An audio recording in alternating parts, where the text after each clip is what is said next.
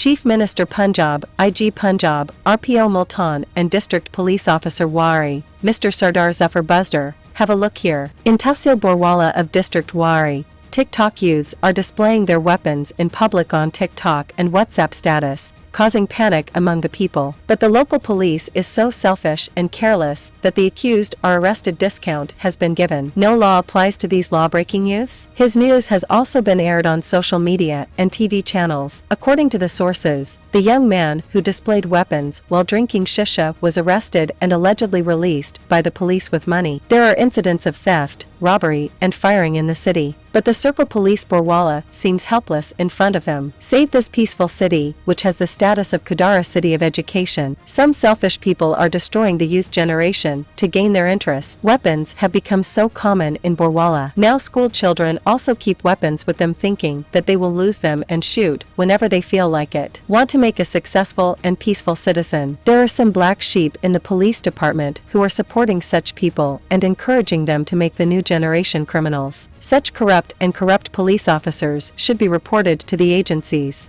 They should be brought to justice so that the city of Bورےوالا and the country of Pakistan can be free from such miscreants.